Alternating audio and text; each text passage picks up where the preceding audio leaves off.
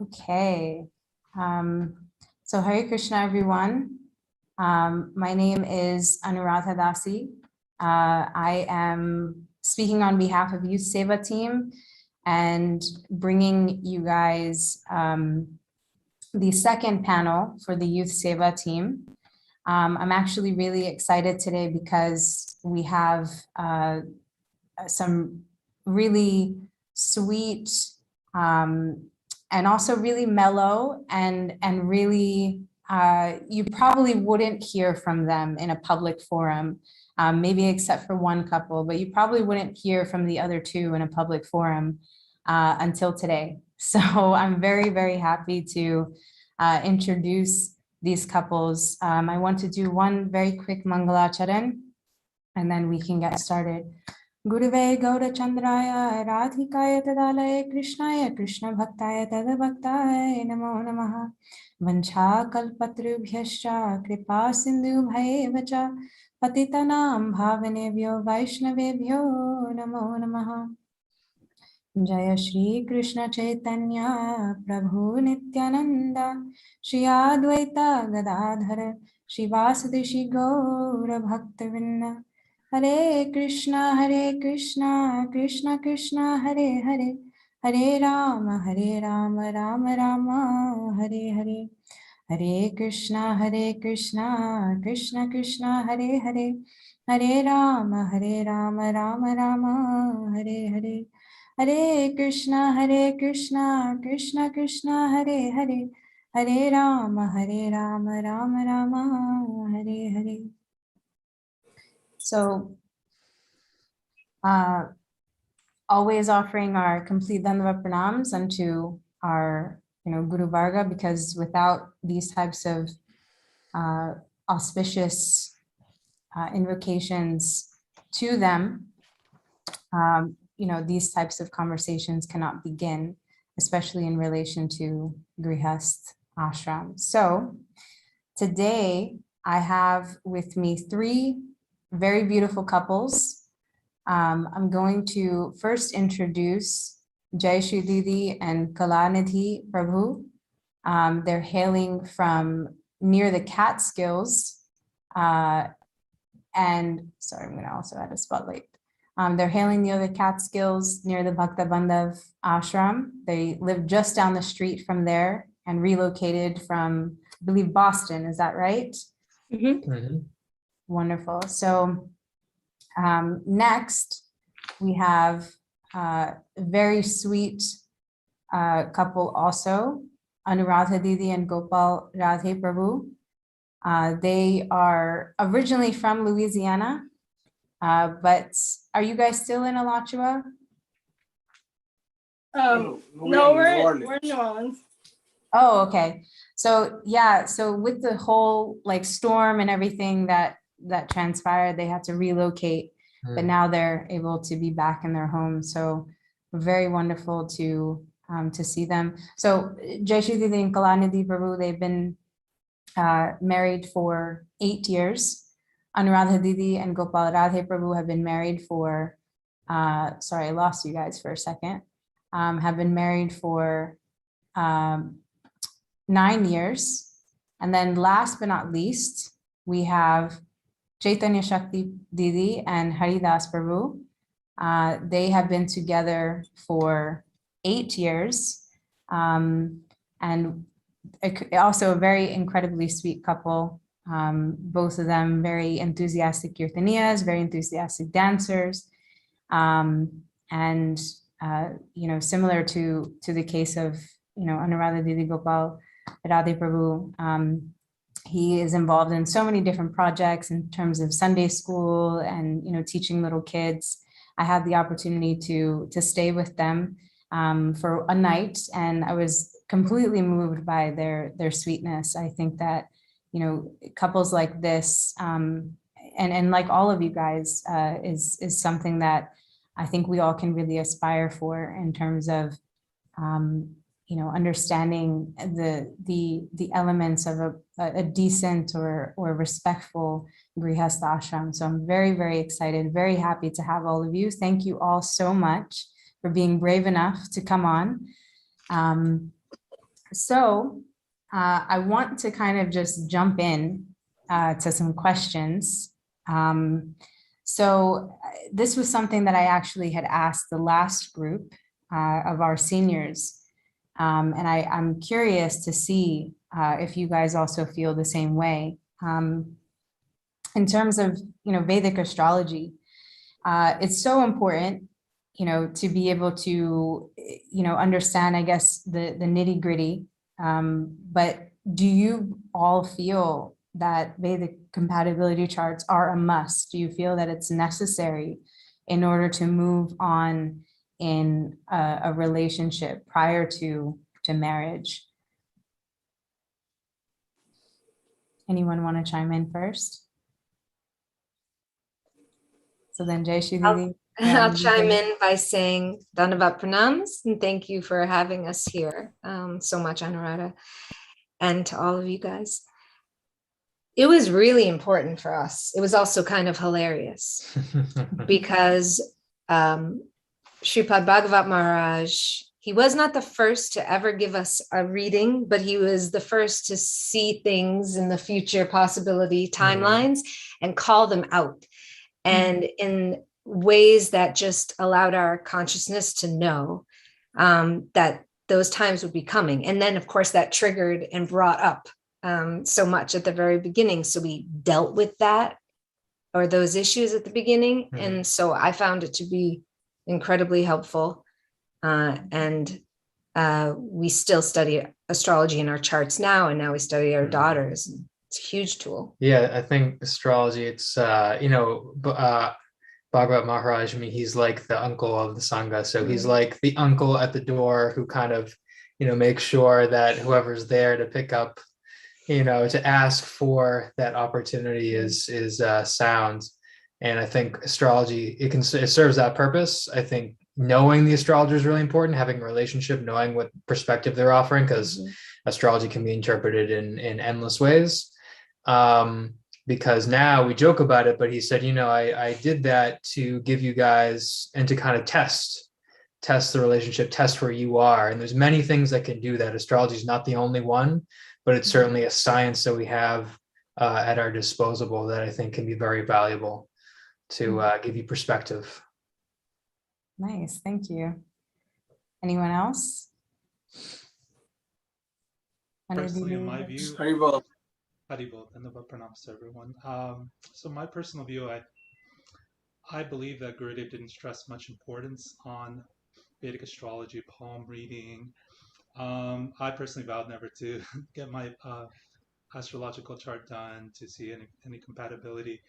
But I'm also very determined to make marriage work. I'm wanting to, I believe that if you have the strong determination within yourself to really, seek help as much as possible, surround yourself with your seniors.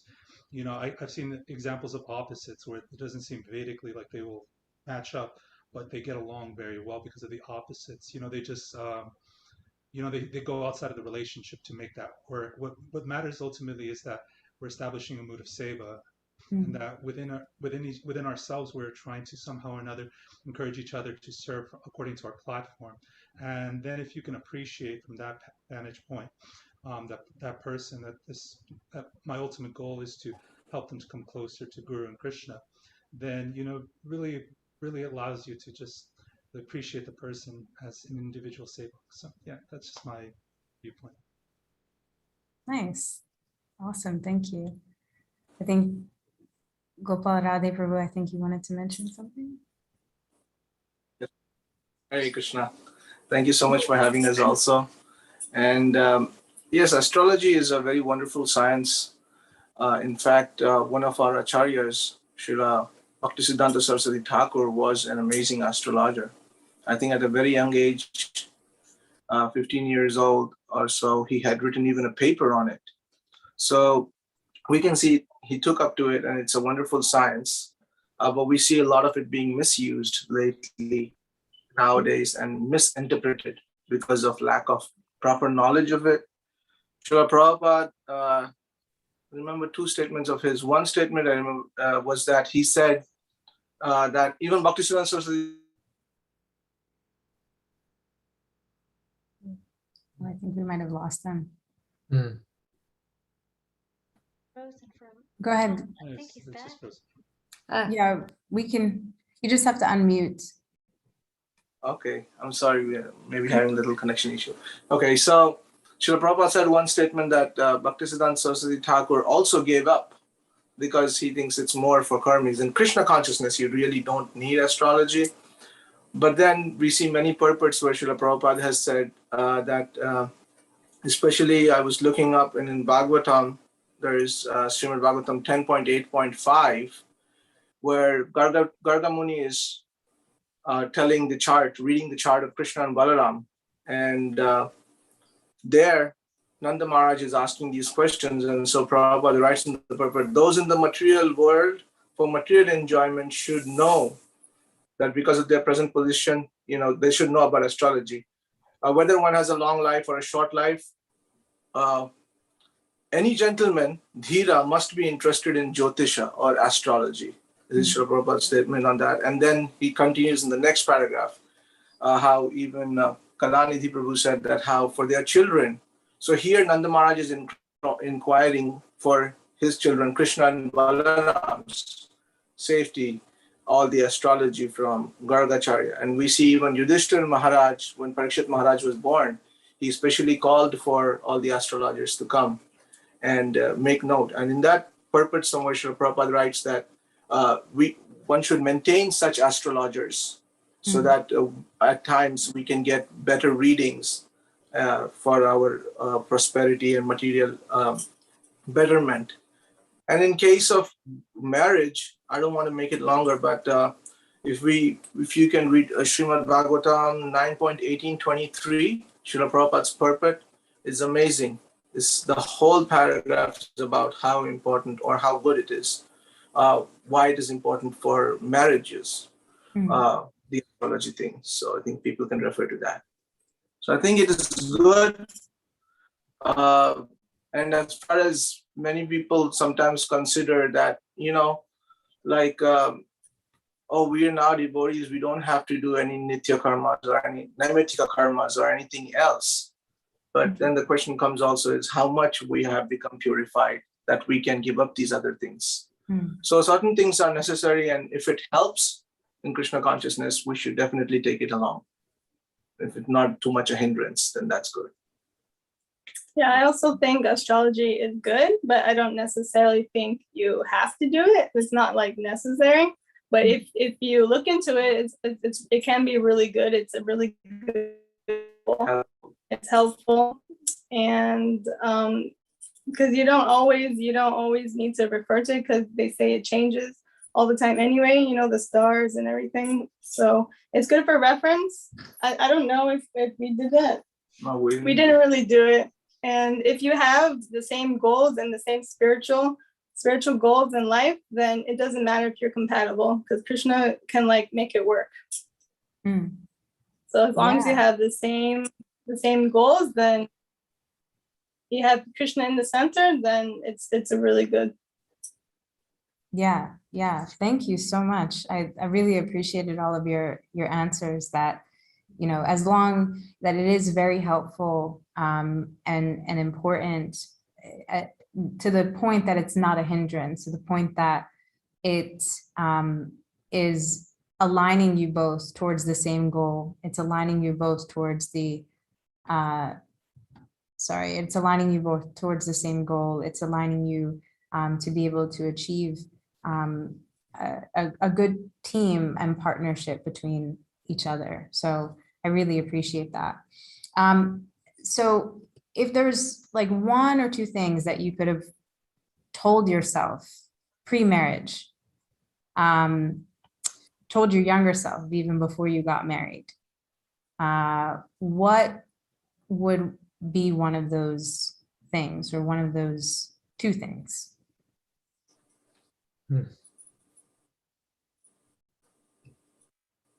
I would have told myself growing up is that what makes a relationship work, what makes a bond form is the focus on little things. Just like if you serve them, if you're very appreciative of them, serve them breakfast, I try to be very careful when I say thank you, when I say I'm sorry, so that it means more. When I really mean it, I want it to come from the core of my heart. And like, if I want to strengthen my words with as much power as much as possible, so that if I'm really appreciative of the person, it really hits home to that person. And so that way, like, if I'm really appreciative of the way that she's serving takarji, it can really like strike home, and if I'm doing something, I really want it to matter. And so just focusing on little things, how like when you get home, the house is clean, giving a gift on a random day, those things really strengthen the bond of a relationship, really, really nice and tight and knit.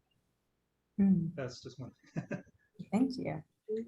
Yeah, I would say something I would have liked to tell my younger self would be that it's more about teamwork and compromise. I would have definitely wanted to say something about that. And, the love you have for your partner is more important and supersedes any feeling of like, oh, I have to be right or I have to win the argument, to have more of a teamwork feeling.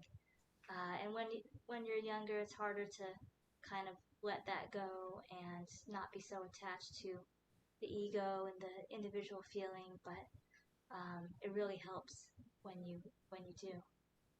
When you're able to think of that teamwork, think like a team more than just two individual units come together. Nice, thank you. Anyone else? Haribol, I think for me, well, two things. One, I came to Krishna consciousness in my early 20s.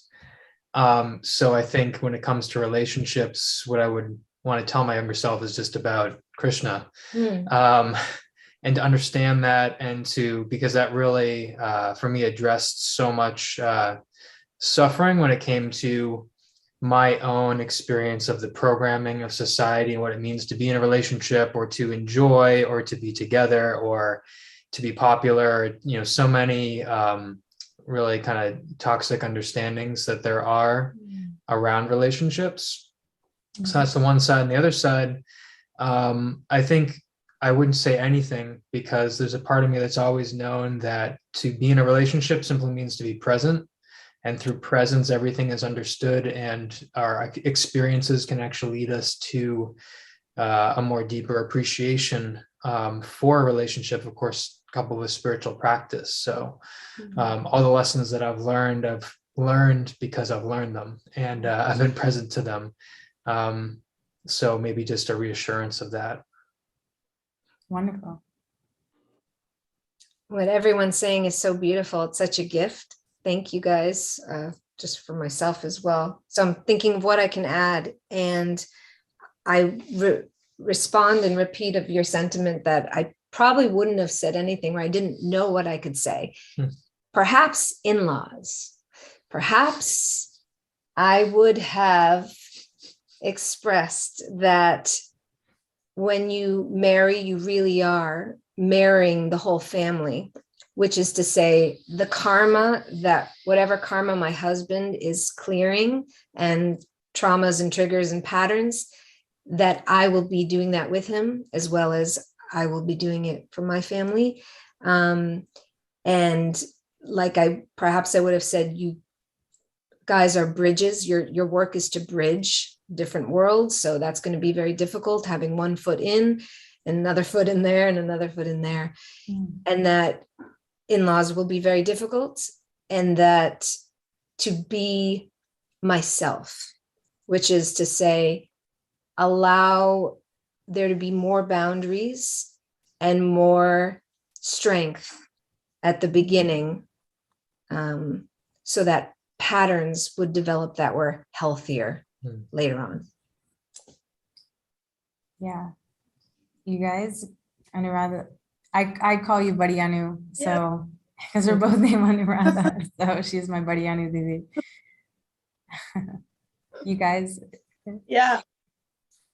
My two things are, I would say, just do what you're doing and it will happen, because Prabhu said that I really wouldn't change anything. I would give myself maybe some little advice, but not to worry about all the little things that you worry about when like you go to high school and you're younger and you're just unexperienced, you know, and that it'll happen because all the life events that happened in my life, it steered me toward the right way. And I'm glad whatever happened.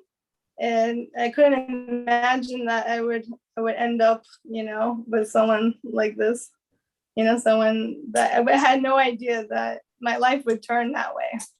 So I wouldn't really have much to say to my younger self. Nice. I think what I would say to myself is have children faster while you're young.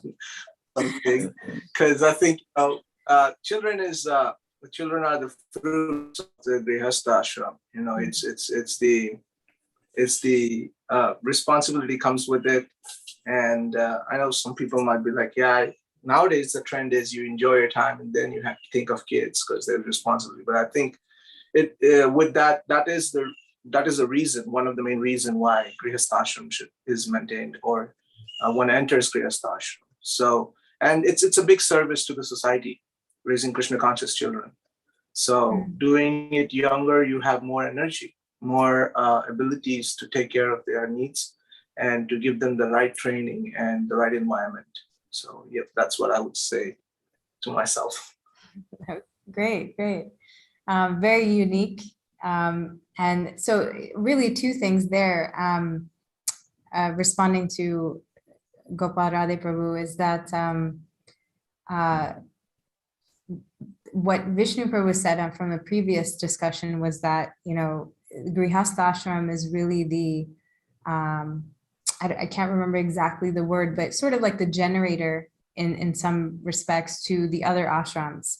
So when you have children, you might be raising someone who is going to become a brahmachari, someone who might take sannyas later on, or be a sannyasini, or you know, a brahmacharini. So you never really know if you're raising someone who will be like Shamrani Didi, or someone who will be like, you know, maybe not Srila Gurudev, but, or Srila Prabhupada, but, you know, someone who will be very elevated. So it is very important. And then just reflecting on what Jaishree Didi mentioned in terms of, you know, healthy boundaries, healthy relationships. If you haven't watched Navigating Healthy Relationships that she just did about, you know, maybe 3 hours ago per se, then please watch, because she shares a lot of nuggets, a lot of pearls of wisdom. She's very knowledgeable in this area, and they, you know, her and her husband, they counsel a lot of couples. So please do watch. It's just solely her, but, you know, please watch. So moving on, oftentimes we see, at least in my experience, I've seen this in the devotee world, but even outside of the devotee world, just in life in general, is that, you know, couples who are sort of figuring it out, but they never can really get to that point where they're married, or if they're married, then they're dealing with all of this turmoil. So what would you say is probably the one thing, or two things, that is the obstacle, or is the problem, which is like a barrier or a challenge to these couples getting to that stage of marriage? Or on the other side, on the flip side, once they are married, then what is probably the biggest problem to them not having a successful Krishna conscious marriage? So there's kind of two questions in there. So Jaishree Didi, Kalanidhi, Prabhu, maybe. Well, just for fun, I was thinking when Gopal Radha Prabhu mentioned having children earlier, we were, just to give the other perspective, I didn't have a child till after I was 40, just to name how old I am.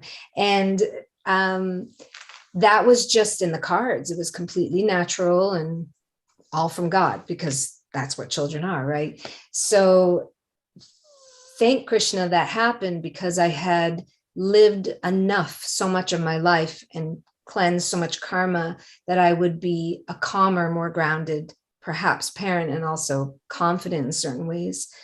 Children, you know, they bring their own luck and they bring their own lessons, of course. And so why some couples can't stay on the road or stay with Krishna consciousness is an interesting question. It's very difficult, like straight up and out, to be in relationship for such a long time, because all of the anarthas and all of the traumas will eventually rear their head. And it's more difficult to run or hit the wall than to actually go through it as a portal for growth. So we stop because we're exhausted and we're triggered or we're in pain. People are. So I would say moving through the portal takes a team and takes strength and takes good people around you. And one thing that happens is isolation actually does happen to couples and to people, and we don't have, you know, so much counsel or even just friendship. And so that can happen with youthful couples, that they all of a sudden are on their own and separated. So there's not that village. Of course, that does happen in Vaishnavism, which is amazing. But in the West, it's very prevalent that everyone just goes on their own, and then you don't have that support. So that is one reason that might happen. Yeah. Yeah, I mean, the root of Dharma is Didi, which means to hold. So there is a very big, you know, in the Java Dharma, Srila Bhaktivinoda Thakur says that Grhastha ashram is the only ashram that's qualified to handle the material energy as flowing in and out on behalf of all the other ashrams. Not saying that we're more qualified than the other ashrams, but that is our station, because we are having these things in us that need to be sublimated somehow. Our desire for sensuality and sexuality and for sexual interaction and that sort of companionship. And then, of course, as Prabhu, you were mentioning, fruit of that being children. And so learning how to direct that energy, there's so much there. Thank you, saying association is so important, and not just having a wide diet of association. So having other Grihastha couples that are married, that have children, absolutely essential. And that is maybe perhaps one of the most difficult things to find. And then also having, you know, brahmacharis and having sannyasis that are able to give a variety of perspectives, because you may go to a sannyasi for a question and they may give you the answer from the perspective of a sannyasi who's been renounced for 30 or 40 years, maybe never been married, maybe has been married, but having a variety of perspectives and having people that you can talk about with and about those perspectives, so you can have layers of digesting that in terms of what makes sense for you. I think for me, coming in and then becoming married, that was just such an essential part of really building, at least in myself, and then as a couple, a really strongly rooted foundation, especially someone who's new to Krishna consciousness, in the ability to have, I think, a healthy identity and communication process and relationship support network that I could and continue to grow with. Wonderful, thank you. Anyone else? Yeah, Good. I think Prabhu wants to say something. Can you repeat the question for Chaitanya Shakti really quick? Can I just get a reminder of what the question was?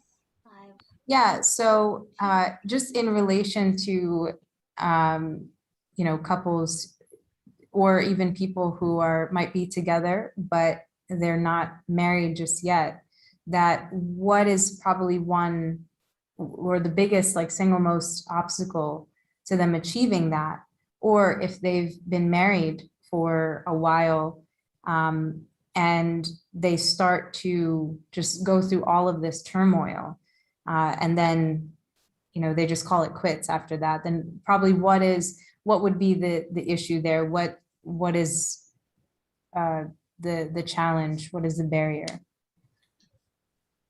So from my perspective, I grew up a very carefree child. I was very nurtured. I grew up very poor, but go from house to house to house. Everyone kind of took care of me in the community, in the neighborhood. So I had a great experience of that, of knowing what it's like to, trust. And so I could talk to people in a very carefree manner, in a manner that if there was anything wrong with them, I had multiple people to talk to. Then as I grew up in, teenage years, I moved up to a more wealthy neighborhood. I was more isolated. I stopped that ability to talk, to be carefree with my friends, and to just be able to like talk about anything that's going on in my heart. It kind of sublimated. It began to wane away. So I think the fear, the fear that exists in the heart, that I won't be cared for the way that I want to be cared for, that I can't be honest, that this is how I want to be talked to, this is the way I want to be touched, this is the way I want to. There's a fear that's selfish, and nobody's going to do that for me. And so like there's an inherent there's pressure, I have to do this, I have so many considerations, and I can't just like express what's going on in my heart. And ultimately it's like all these feelings of unmet needs and the inability to communicate them, the fear that comes from the the fear, shame, all these different negative emotions. I strongly believe that like my duty in a relationship is to communicate my needs as honestly as possible. That if my spouse is talking to me in a manner that's bringing some trauma, to just give her an option. Would you be willing to say this in this way, this way? If you were to tell it to me like this, then I immediately feel inspired to do this. I think that's helped me a lot, to be able to like have trust, because the trust is really where, once you have trust, it's like you can be your spontaneous self. You can interact with that person based off of the feelings, the mutual feelings you feel for each other. Wonderful. And then anyone else? Chaitanya Shakti Didi, Badiyanu Didi, Gopal Prabhu. Good. I think we should understand the couples or whoever wants to enter the married life. We should understand what Grhastha Ashram is. Touching on the point that Kalanidhi Prabhu also said, that Grhastha Ashram is actually a very, very important ashram. In fact, it is the ashram which is supposed to support the other three ashramas financially and in other ways also. If you see, other ashramas are not allowed to accumulate wealth or to endeavor to accumulate wealth and stock it. Even the student life, whatever he brings, supposed to give to his teacher. Brahmachari life, whatever the Vanaprastha has, he has to eat as much as his belly can hold, and rest he has to give away. He can't even store for tomorrow. And sannyasis also is something like that. But Grihastha is the only ashram where he can keep, because he has to support the other society. So with that, there are certain liens given that, okay, you can accumulate wealth, you can have children and other things and all. So there is certain responsibilities that come along with these things.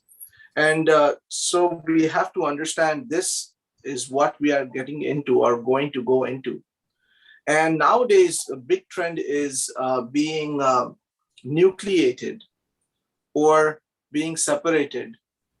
If I'm not mistaken, I heard, I think even Hari Prabhu say about how he grew up with a village, like a kind of a village brings up a person, you need a whole society. And nowadays the trend is now people are becoming so nucleated, they are becoming separate. And so much so as to now it is coming down to just looking for oneself. Like other people might have different thinking about that, but many times we see these quotes also on the Facebook, which are very good for self, like learn to respect yourself before you respect others or stuff like that. But when one only thinks about oneself, especially in a point where a couple are together, they want to, but they are not thinking, or they're not able to move to the next step, which is marriage, which is committing to each other for life. Marriage is committing to each other for life. That at least is the real meaning of it, and that's how the Vedic system looks at it. So the reason why is because they are just thinking about themselves, and what else it means you both have to come together. There has to be compromise on both the parts. There is nothing as perfect in this world. No matter what it is, you might be showing our relationship might be looking very nice to you, but it also has its ups and downs. And everybody's relationship has. The only thing that stands out is how you deal with the solution, a problem, and what solutions you come up with. Whereas there are people who can just throw the towel in and quit and just call it quits. And so society is very important in this sense. And actually a society brings together the whole thing together, keeps it together. Because that is why we see also in India, the divorce rates are little less. That does not mean that the husband and wife compatibility is really nice like how it is in the West. No, they also have problems in their marital life. But because of societal understanding of people, friends, and all what people are going to say, what society, they still try to stay together and try to adjust, work things out. And we see over years that things get a little better and stuff. So I think for the young people who are wanting to get into marriage, I think they should think as partners. I think Jaishree Didi also talked about how it's a teamwork. It's very difficult to ride a unicycle. I don't know if any of you have ever ridden a unicycle, but it's much more easier to ride a bicycle or even like something with two wheels, because it is much more balanced. And when you have a support of a partner, life also becomes very easy. And there are challenges going to come. If I'm going to stay alone, also there is going to be challenges. But if there is a partner with me, those challenges, I have someone to share with, and I have a helping hand. So it's very important to understand what Grihastha ashram is, and especially what married life is. So that I think will help them a lot in going forward into taking the next big step. Wonderful. Yeah, I think the number one problem maybe a lot of couples are having is that they don't have like a lot of compromise. Maybe that if you have a lot of communication with each other is really important, because then you can express, what you need. And for like couples that are already married, they have to understand marriage is hard. Everybody works in their marriage like constantly. It's not just like an easy ride, but they also have to be serious in their endeavors. And I think a lot of, especially, young people or couples today, especially in the West, they're a lot more like freelance, and they're like, okay, I want to do this, I want to do that. And they don't really have their set goals yet, So maybe that has a lot to do with it. Yeah. I'm sensing, sort of that the isolation from communities, and then also lack of teamwork, and then also, sort of the free willy-nilly, I'll take a little bit here, I'll take a little bit there, like we're trying out ice cream flavors. And it's not very steady. It's not very consistent. It's not goal oriented. And also, I mean, with the end goal, that what all of our acharyas have sort of come to show is that, that type of grihastha ashram, at least what Srila Bhaktisiddhanta Saraswati Thakur Prabhupada mentions, is that guru who ordains a particular grihast couple is that who sees the husband sees his wife as Krishna Dasi, and the wife sees her husband as Krishna Das, but then also that couple who is not going to divorce away from each other and then marry again and then divorce again and marry again and divorce again, like that, again, trying the different flavors out. So I sense the gravity in the decision to become married from all of your answers, that it's a serious thing. It's not something that should be taken lightly. So I'm very appreciative of that. Thank you. So I want to just kind of conclude with this sort of pre-grihast area here with, I guess maybe you could consider it a silly question, but it's sort of a part of the dynamic, that there's, maybe it's an old traditional view, maybe not, I don't know, where the mindset is that the man should be chasing the woman rather than the other way around. So is it better that the woman is chased? Is it better that she is the one who's being pursued by the man? That he, not that she is a prize to be won or anything of that nature, but sort of that her heart should be won over. So is it along those lines, or does it really not matter? They can pursue each other, or the woman can also equally pursue the man more forcefully. Anyone? I'm seeing a lot of smiles. That's a no deep answers. question. That's a loaded question. You could have a whole Zoom on that question alone. But I will say, because it brings up so much about, gender and what is that, what is organic to the sexes, what, but I will say for us, our relationship started as friendship, and it was ordained and orchestrated by Srila Gurudev through kirtan and through both of our orbiting around each other with some very dear members of our Sangha in where we were both living, and we were friends for a year and a half before we decided to start a romantic chapter of our relationship. So I guess for me personally, I would really recommend that approach, to become friends instead of just kind of seeing it as a hunt, and to really cherish that mood, and to try to preserve that mood through the relationship, because that friendship mood, we know that the moods stack within each other like the nesting dolls. You have Shanta within Dasya, within Sakya, within Vatsalya, within Madhurya. So all the moods are there, and Sakya is so important, I think. Yeah. Thank you. Because it was truly a dance for us. It was truly a dance. Still is. Yeah. I remember Haridas was saying about trust, and I will just mirror and echo. We were all really touching upon trust, and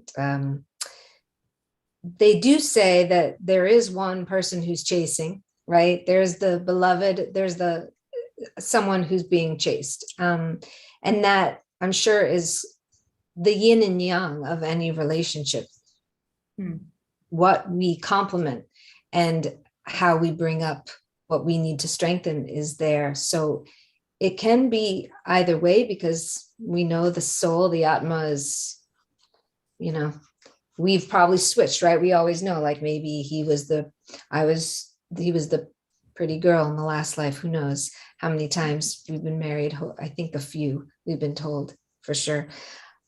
But trust is bred and born in the family at the very beginning.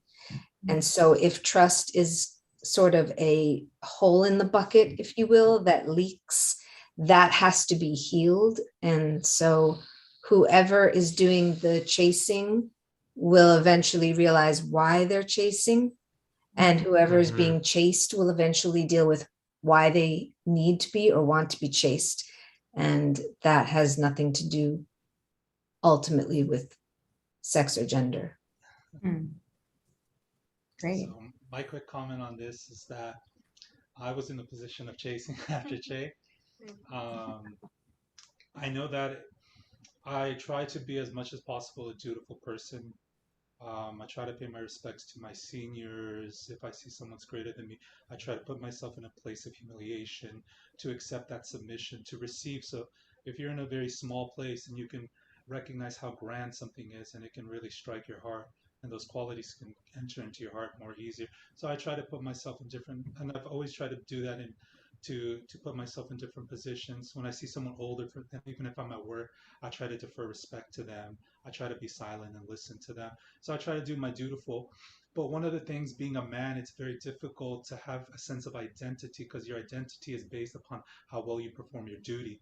And so sometimes it does feel nice to like really like have someone like acknowledge, like, you know, give you a hint that they like you, and that way that, you know, you can really like take that position. It boosts the ego. And like for a dutiful man, you need some nourishment to continue to be dutiful. So it helps to be in that place, in that position of being able to, you know, be recognized, to get appreciation. It really boosts the male ego to continue to perform what he needs to do in order to, you know, keep placing his place in this world as, you know, being lawful, you know, following through on his obligations, doing what needs to be done, like that, about self-mastery, self-control, but it's very little about like just free form, and just like the women's essence more about giving free from the heart, being free to give. You know, it's all about, you know, women have these beautiful exchanges with each other where they just, it's like the second time they've met and they're just sharing everything from the heart. And I think that's always beautiful. But I've rarely seen that amongst men. So I think that it helps to, like, you know, if a man's doing the chase, it helps to boost their ego. So especially if they're dutiful, it's like it helps them to like feel recognized, you know. So yeah, it's just a little 2 cents. Wonderful. Thank you. I feel like either the man or the woman can chase, but I think it's a question of, you know, kind of sitting down with that person and really seeing if the goals align, and what the goal of the chase is. That way, it's not, you know, that way it's not such a long chase, and you can really see that we're really on the same page here. Because what's the root of the chase? Like, is there someone experiencing hesitance or having a question or something like that? And we do have a very ridiculous. He chased me for a very long time, and all I can say is to know yourself and kind of sit down with the person and be on the same page. It took me quite some time to kind of really be on the same page and figure out myself, where I could turn around from being chased and really, really connect. I let myself be chased for a long time, and the poor guy really had to wait for quite a long time until I finally figured it out. So yeah, so having had that experience, I think sitting down with a person is important, rather than like fearfully, you know, I don't know, pushing them away or being indecisive. Just sit down and kind of lay it out where you're at and communicate, rather than having it be this drawn out thing where one person has to suffer and do this whole long chase thing, you know. But yeah, I think it can be the man or the woman. There might be some idea that only the man should be the chaser, and that if a woman is a chaser, she's immodest and like that. And I feel like that comes back to, what is the goal? What is the thing that could come from these two people being together? You know, is it just sense gratification, or is it Krishna consciousness? You know, so I think that's the real question to ask yourself. And then, of course, you know, if you want to serve together, then I don't think it's just automatically, you know, red button, oh, the woman can never be the chaser because it's immodest. If the goal of that coming together is bhakti, then either one can be the chaser, and it doesn't matter. And the chaser is not automatically an immodest person. You know, the immodestness would be if it's just a mood of gratifying one's senses. Yes, either gender, you know, that would not be the chase thing. But if the mood is like, how can we serve together? Let's see if we could serve together and make this beautiful thing together of service. You know, maybe we can serve better together. And it becomes Krishna conscious and beautiful. That's sweet. Thank you. Oh, we're losing you guys. They're going to come back. May I just offer one add-on to that, because it was so beautiful, Chaitanya Shakti, and it made me realize actually both what everyone's saying is to look at the differences between men and women. One of them is that women are a little bit more open in their landscape, their psychic landscape, so they see big picture and future, and they hold things so dear, and men are a little bit more focused, as you say, goal oriented in the moment. You might call that third dimension. So we talk about that all the time, and that's the perfect mix. So maybe the woman is chasing because she's thinking long term also. There's nothing unchaste about that. It is a long game, especially if met for marriage, right? As you guys are saying, it's for the whole life. And men are thinking how to make this happen now. And of course, there's the wanting to procreate aspect and all those things. So it's a chincha beta, beta tattva, because it's a both and world. And so some chasing may be happening on both ends for various chaste reasons. Wonderful, sweet. Thank you. Yeah, I agree that the chasing, it doesn't really matter. It can be from the male or the female side. It can be said that the male typically likes, you know, to be more dominant and more forceful and do the chasing, but it's not unheard of for a woman to go after a particular, you know, man that she sees fit. And I mean, we were friends in the beginning also at first, but I did ask for his number. So in that way, I was a little, you know, inquisitive about him. So, I mean, I think it's a little up in the air with that. And I think the male ego has to do a lot with it also, that maybe they feel like they should be, you know, but when you get into the relationship, I don't really think it matters so much, because naturally I think one person is more into the other person than the other couple, you know, than the other partner. Right. So usually they say that if the man is more into the woman, it's more successful, because just of the male perspective and the way men are, you know, they're more leading and more dominant or whatever. But I think it kind of goes back and forth when you're in the relationship. It doesn't always stay like that, because I can be forceful in a lot of things also, like in my want for views and stuff like that. So I think it's good for both. I would like to take it a little different perspective. In fact, actually, the traditional style, neither the boy nor the girl is the chaser. It's actually the parent So the family is involved in planning it. And in fact, I remember we did it in our Vedic wedding. We did the devotee who did our wedding.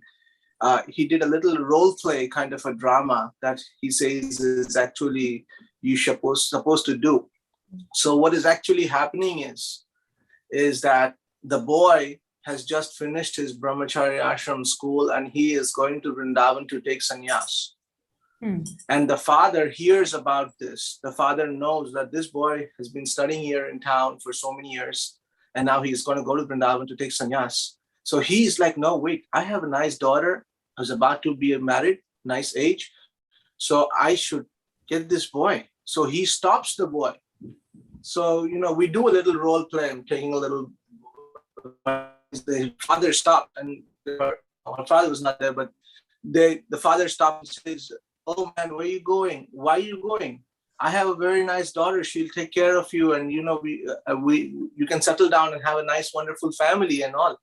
And so the father convinced the boy to accept the girl. And then there's the Kanyadan process. And then the next part of the wedding goes on and like that. And that is how. So in one way, arranged a marriage where they have not met each other at all, but the parents do it. And traditionally, there is a belief also as to why it's very nice and successful. The whole family comes together to plan the wedding is because usually when the father is looking for a boy or a girl, he looks for societal status.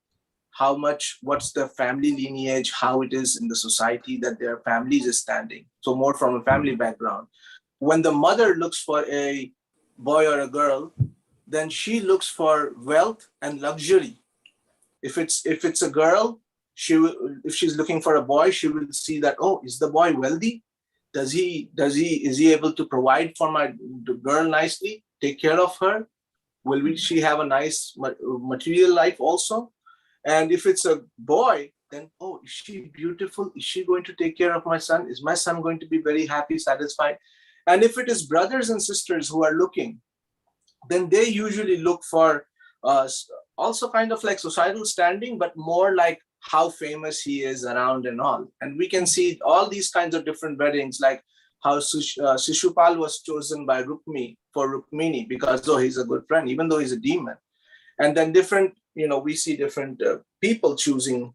But when all of them come together and choose, then it is very wonderful. And especially that last fourth one, when the boy or the girl themselves choose, it is mostly superficially on the beauty or some aspect of them, which is very nice and prominent now, but maybe in the future, it may or may not be there.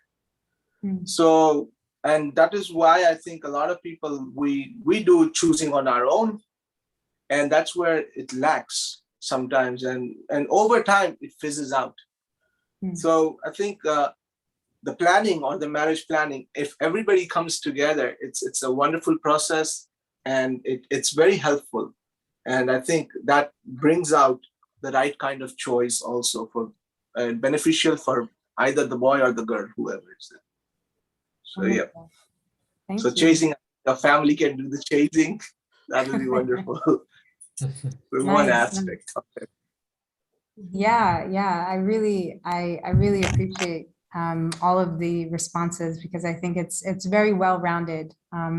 There's in the sense that everyone is saying, either party can really do that, but sometimes it might be better that either the male is either doing it, or it's even better that the parents are involved in the most traditional sense, in terms of it being like a truly Vedic style wedding, or in the sense it being guru who is actually doing it as well.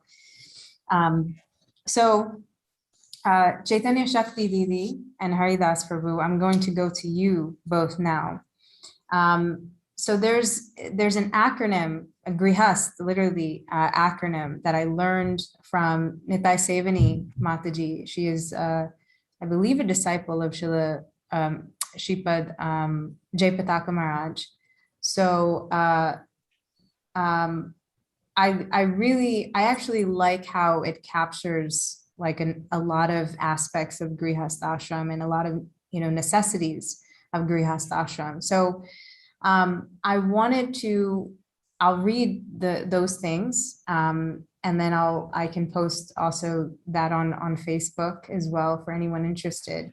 But I wanted to get your opinion about maybe 2 or 3 of the most important that you feel are necessary for a successful marriage. So the first G is for goal, to have a goal, and also it's representing gratitude. R is for respect each other and family. I, introspection and integrity, to be honest. H, meaning humility, but also being hopeful. A, for acceptance. S, to serve. And then, when you love the person, you serve them. And then T, to tolerate each other. And then A, at the very end, adjust with each other. So which 2 do you feel are the most important for a successful marriage? Serve, when you love, serve, to me is definitely what strikes me the most. I think that service is where the bliss is for the soul. And then when you're doing something, when you're sacrificing for the person, when you want to see their welfare, you're wanting to see what's in their heart grow more and more and more. If there's a particular quality that really draws you, that you want more of that in your own heart, like let's say Chaitanya Shakti, when she gets lost in the world, she just becomes, very like carefree and like very sweet and childlike and innocent. And my heart gets immediately caught up in that. And I just want to serve that more and more and more. And I want to see that grow in her more and more and more. And so it becomes like my heart automatically develops that quality. It connects with her without having to try. And so I always think that that's beautiful. And I can taste like if we're sitting and if I'm only focused on trying to serve her, and there's something beautiful that I find in her. Like one time we were sitting at the park and she was talking and she felt happy as I felt my heart rise in happiness simultaneously, just by trying to serve her to be happy. So I truly believe bliss exists in service. Without bliss, there's no purpose to anything. And so ultimately that everything comes from that, the desire to serve something that you want deeply to come into your heart. So the other one that I would say that is important, that I believe that let me look at them. I have the PDF here. I really believe introspection and integrity are very important. Integrity matters to me because if you're going to have a connection, if you're going to be able to really allow a person into your personal space, it has to be you who you're honing. You can't be pretending to be something that you're not. Srila Bhaktisiddhanta very much stressed that there cannot be any mercy for the person who is duplicitous at heart. That person cannot. For the person who sins and the person who commits mistakes, they can have mercy. They can rectify themselves. But a person who is hypocritical by nature can never be reformed, no matter how much sadhusanga they get. So it's very important to introspect, to go throughout your activities and see how you could have been more loving, been more tolerant, been more respectful. I feel all those qualities, if you introspect within your heart, when you hear Harikatha, if you introspect when you see a sadhu and you study their character and you try, if you more can be gained from that than simply just like reading some Harikatha or anything like that. By introspecting, by carefully studying and examining and trying to grow and develop yourself, because I think those 2 are what to me exhibits the signs that you're trying to grow and that you're trying to improve yourself, and that you're trying to hone in on what is it that gives you purpose and why you're here in this, what type of service you're trying to obtain in this world. So I would say those 2 are the most important for me. Yes, for me, I would also pick the I, that introspection integrity one. I think that being honest is so important. If you can't be honest, then I think so many more obstacles will come as a couple, whether you're not married yet or you're married. Whereas if you're honest, then I think so much healing can happen, even if you're going through a tough time together. In my experience, if you're really sharing, even if you're having some difficulty, you're very sad, because of something or other. You're very angry at the person. If you're honest and forthright about it, then even if it's gradual, some understanding can come so that the obstacle goes away. So that's the first one I would definitely pick that really drew my attention first as being so important. Another one I would say, it's funny because I looked at this acronym before and I picked maybe one different one, but now that I'm hearing it again, I think I would there are three that really grab me, but the one that really pops into my head second is that last A of adjusting with the other person. I feel like that's a huge part of teamwork that I was speaking about earlier, where, you know,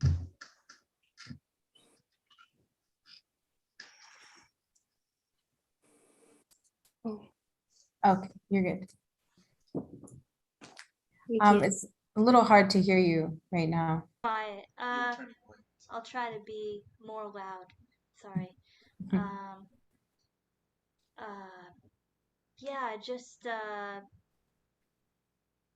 being willing to make adjustments in how you might want to do things or what you might want to do, just in day-to-day things together or in big decisions, instead of being so attached to just what you want, your preferences, your style, whatever. You end up growing more as a couple and getting to know each other better. And it's also very humbling and helps you to grow individually as a person and as a couple together when you're able to, make these adjustments. There's a third one that really got me, that I really liked, which was the service one that he also spoke on. Just being able to serve each other and serve together also as a couple. It's just so wonderful, and I think it's so important to have that mood of what can I give to them, and what can we together give to Sri Guru and the Vaishnavas. And if you have that mood and you're really focused on it, then it can be so wonderful and so helpful to your bhakti as a couple, and to just really making the relationship really solid, so that it's like I don't know, like a stone wall and a bunch of arrows are coming, but they just bounce off. So it can be like that, and not, some tiny things happen and both people are freaking out and yelling at each other and arguing, rather okay, how can we work on this obstacle together, Thank you. Yeah, I think that service and togetherness is definitely very important, because it's still facilitating that end game, that no matter what happens, that we're in this till death do us part type of thing. There's no divorce at all. So just to kind of speed this along, I'm going to ask kind of two questions in one for the wives, one for the husbands, and then we'll get to Jaishree and Kalanidhi, Prabhu, that will go into your question, and then Anuradha, Didi, and Gopal, Prabhu.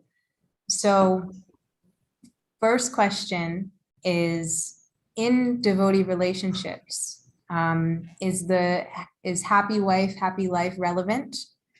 And then for the husbands, what is an ideal husband? I didn't ask this last time. I asked what an ideal wife was. And so I got a little flack for that, for not asking what an ideal husband is. So I'm asking all of you, what is an ideal husband? How does he act? Are the wives answering first or the husbands? Who's? Whatever, whoever, either. Ladies first.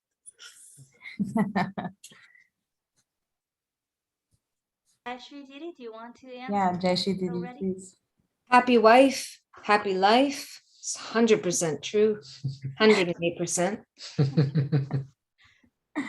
That's a whole other topic, but really that is a long topic. But I believe in it. But I believe in both partners being happy, and I actually believe in happiness as a goal.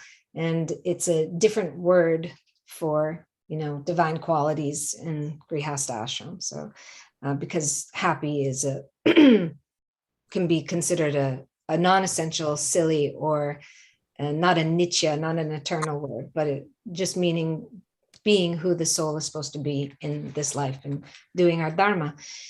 And an ideal husband, my husband is way beyond ideal. I picked him very late in life. And that's because the lessons had to be learned beforehand. Ideal for me is, I will say, faith, actually, Shraddha, which is interesting because you would say that is something you need to work on always, but you are incredibly loyal and faithful. So loyal and faithful is number one. Integrity and honesty. And then joyful, someone who can make things light and be happy and laugh, the integration, adjusting part. And then just someone who can be an amazing parent, and not just to his own child, but see all children and all souls as children and love them from that very pure place. Those are three things that make him an ideal husband. Wonderful. So the ideal husband, and that the wives can certainly answer that as well. I don't want to discourage any of the wives from not answering that, but also I really want to hear from the husbands too, on what makes an ideal husband. Should we continue with wives answering their question first, or should we just? She wants to hear you. That's me. Okay. And you. Okay. So ideal husband. Well, I think an ideal husband is someone that can have, I would say for me, and it really kicked in also when I became a dad, but this intense drive to provide, and to channel that that consciousness of, call it what you will, bringing in material prosperity, or keeping an eye on that more Saturnian and Jupiterian, but Saturnian, kind of perspective of, but actually, as our daughter is coming up, I would say one of the most important things is like that all happens, and I feel like the easy thing actually is to just get lost in that world, which in some ways I did. To enter whatever it is in your career, your job, or the corporate world, or whatever it may be that is your way, or as a man, of providing for your family. The easy thing is to just do that, and to just kind of collapse your focus into that one role, and collapse your identity and your goal into just providing for your family in that way. And to kind of not be open to and available to grow in all the other ways that, I, as a man, we as men are called to grow in. And a lot of that has to do with flexibility, has to do with that adjusting of that grihastha, and a lot about the adjusting, especially when you're talking about providing, when you're talking about money, when you're talking about time, when you're talking about long-term growth and projections and keeping on track and metrics and all these things that can be part of engaging and being a grihasta in society and producing and facilitating that flow of material energy, to be able to at all times have a soft heart, and to be able to adapt and bend and flex without feeling, and this is like for me now, like there can be an emotional pressure, in terms of I'm holding this and I'm also in the moment with my family, like going the back and forth between external, what I'm doing in the world, internal here in the moment, long view plans and goals, especially when you're performing in a career or a job, and then being present with your family, and not speaking for too long, which I'm doing the cue that I'm doing. And I was just going to add, on the flip side, we're artists, so we came into relationship as artists. So that was our biggest, desire and goal. So it's a very interesting spectrum, being a husband and having to, be on both sides. I'm sure you guys can feel that with whatever your artistry is, because we're all artists, whether it's writing or music or drumming. And, so you have that Saturnian side that you need to provide and be the man and father. And then the other side wanting to be that independent individual artist and seeker. Wonderful. Thank you. So I'd like to say something as far as the happy wife, happy life.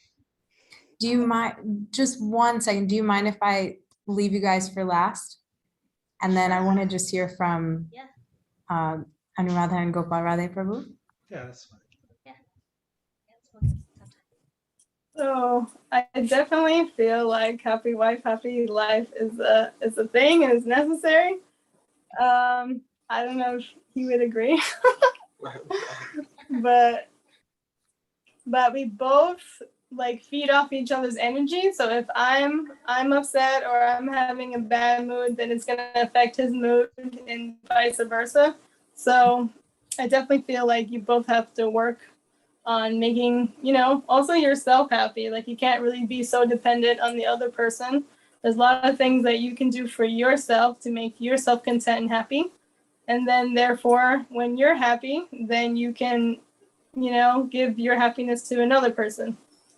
So that whole aspect of that is kind of on both sides. And as an ideal husband, I think they should, be being open and compromising, and then the service attitude and communication. And it's just, I think all of that is a given for relationships.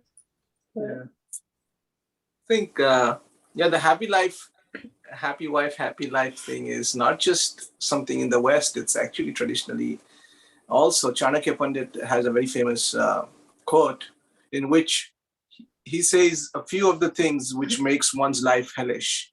And one of it is one whose wife does not speak sweetly or, does not speak nicely. And that is a result if the wife is not happy. So that guy's life is going to be hellish. So he doesn't have to see hell. Hell is here for him.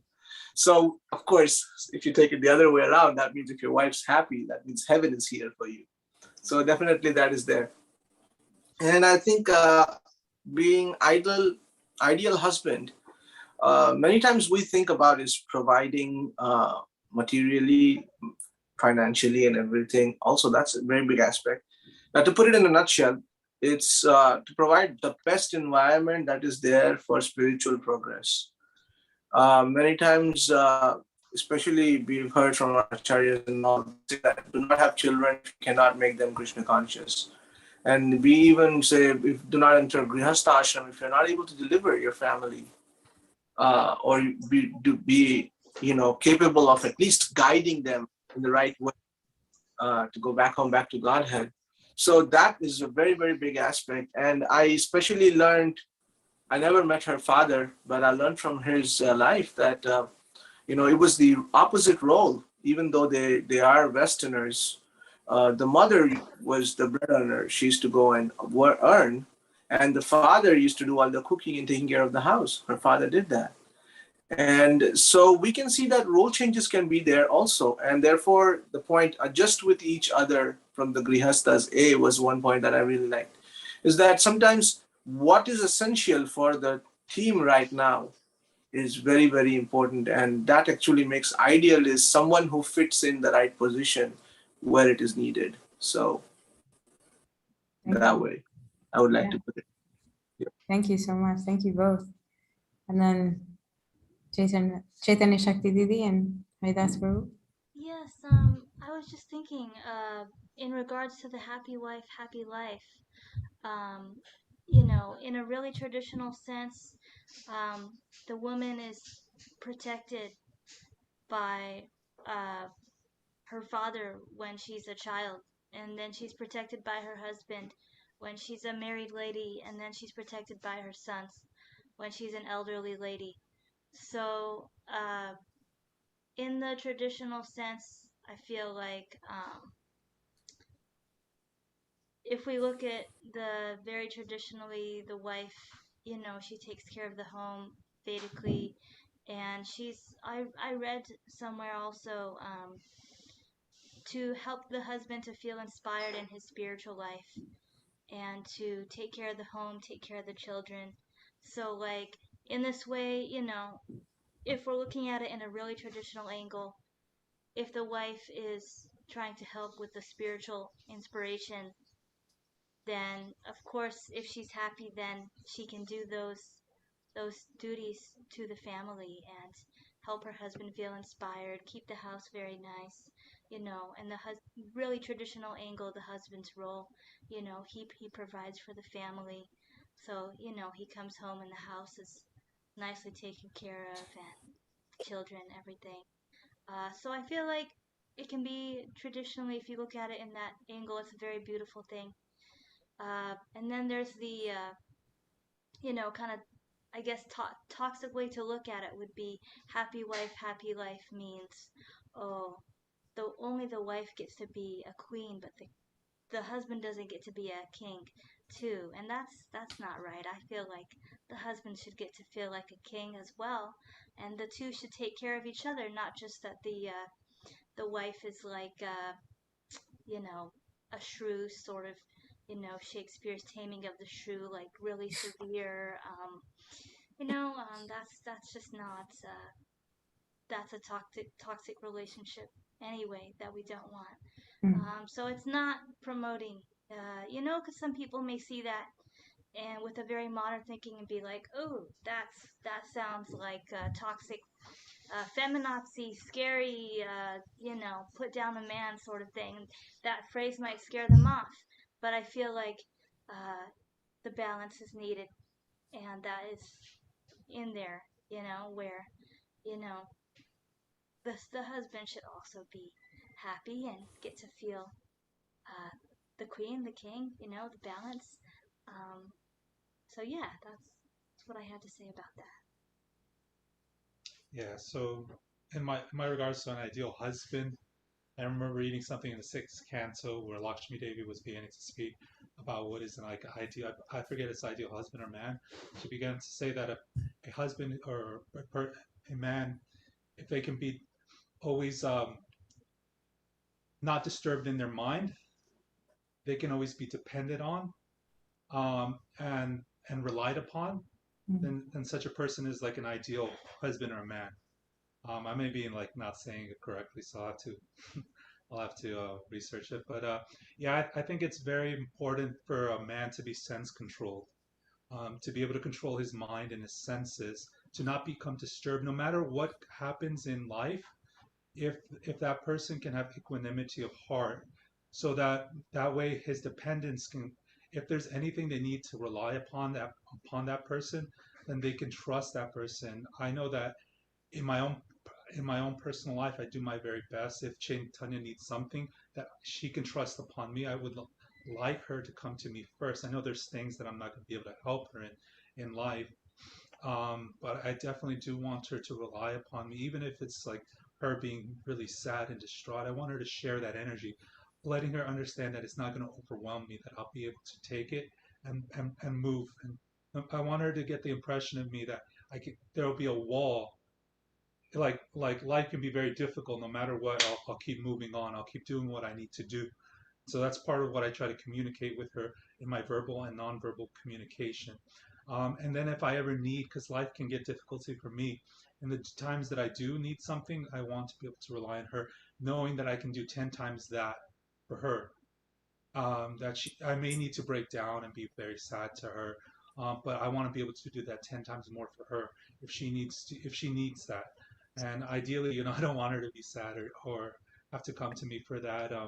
I do think that it's very incumbent upon a man to work and to be busy. There was a thing about our grandfathers used to work 12-hour days, 6 days a week, and they'd have all the energy in the world.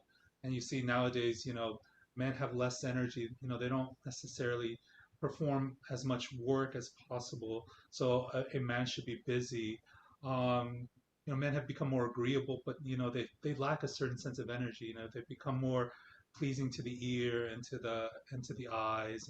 They don't say things to offend, but somehow or another they're lacking energy.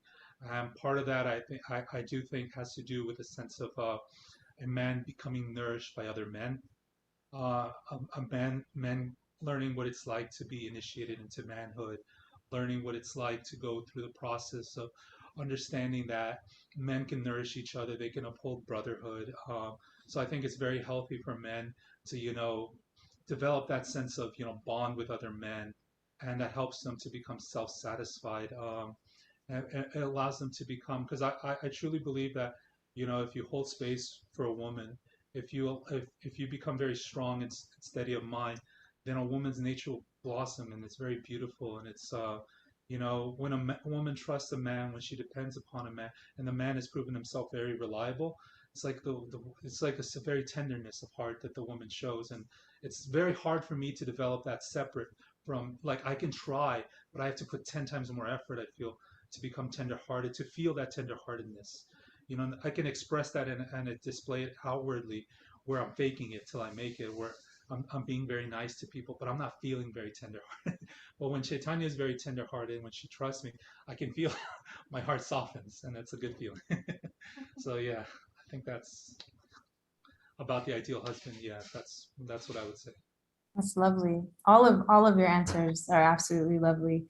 I know we're over time, but I want to just continue because there's just a couple other questions, and then someone did ask a question in the chat.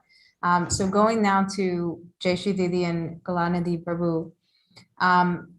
So I'm going to actually just read the question, sort of at face value here, just because I think that I don't want to word it any differently than how I already put it. But there are multiple parenting styles. And so it's hard to say that one is better than another. But in your experience, how do you feel parents, or what do you feel parents should know about parenting?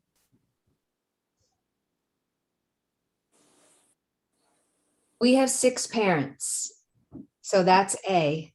And when people talk about coaches, or they use this term $1 million coaches, where money is definitely not the first thing we think about, but we're like million lesson parents, perhaps, from everything we've gone through, as most parents are, because it's an embodiment process, right? I would say the greatest gift I've received from our beloved friends, Nimai and Kumudini Devi Dasi. They're our best friends back at home. We have really some other wonderful friends, but as senior Vaishnavas and mentor models, every time your child walks in the room, they are the most important, brightest star and guru, right, at the time. thank Gurudev for her, our daughter. So that really was an impression on me. And at times it was annoying because we would be offering kirtans in classes. He is a guest in our teacher training, all these workshops and traveling. And one text from, one of the boys or one thing, it was immediate. But that is exactly the truth, because we are the only ones for the child, the parents, that will make them the most number one. And that is essentially the root, the mula root chakra security, at least for me. Mm-hmm. There is also so many aspects of perfectionism and martyrdom that I got from my mom, because she really was like kind of perfect in that way. There was another side to that had, problems for me later on in thinking I needed to be that, because we're not. But at least I can make sure she knows she's number one. Mm. Thank you. Yeah. Well, we practice attachment parenting. That's the path that we chose. That's the word. Of course, we're biased towards that. It's the word that we used, not by a book or anything, but by heart. I'd say a couple of things. Put some time in and work with some kids, either volunteering or I've done a lot of work with kids in a lot of different ways, just to sort of wet your feet before you jump into that.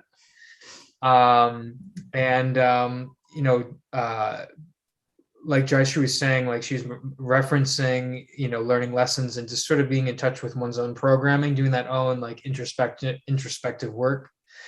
Practicing that in relationship is going to make you that much more suited to be a parent. It's nothing's going to actually prepare you to be a parent, because everything does change when your children come into this world, and we have our own experience with how to process that and how to show up for it. But it's just like a relationship. You show up for it every day. You're present to it. And it is its own teaching, or organically every day, every moment that unfolds. I will also say that, we had our daughter's chart done, and something I highly recommend for any parents. Of course, you're going to know your child as well, but just to have that as sort of a confirmation. We've had it done a couple times. And it's been very insightful and one of the joys of parenting. And for our daughter, she is, our astrologer, we had a bhakta, Shripad Budara Prabhu, do her chart when she was born. And he said that, she's so inclined towards spiritual life, but for her spiritual life, it's so much in the Raganuga mood. It's not Vaidhi. She's not going to be one where you want to set a time to do arti in this way, do this thing, then that thing, then do this, and then to be in that structured way in terms of building a favorable spiritual environment for her. You said for her, the key is to be spontaneous and to really nourish that in her, because that's what she has. This is what she's coming into this life with. For her, every day, it's about waking up and asking, where's Krishna? And the last thing I'll leave with is that the times that we have chosen to go to, to like the Badger Festival in California and be around with devotees, she has made like just quantum leaps and bounds in her spiritual development. We went when she was 6 months, and then she was already sort of seeing us pranam. She was always dandavating everything. And then, so much comes from just being immersed. So if you have an opportunity, if you're not in Sangha so much, or even if you are, to immerse in festival, to really, it's taught me so much to appreciate what our culture really is, our festival culture, and to see that through the eyes of our daughter responding to that has been such a gift. I'll also add some flavors for next time. We can talk more about it, but on to add another side, that aspect of knowing her, not just because we know her and that she has 5 planets in her first house or something.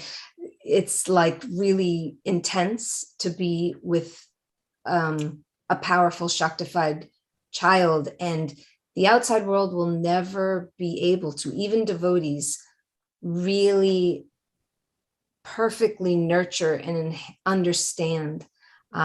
So that mixture of, this is specifically for devotee parents, there's a desire to shape and mold a Vaishnav child or into a certain mold, but we really, more flexibility,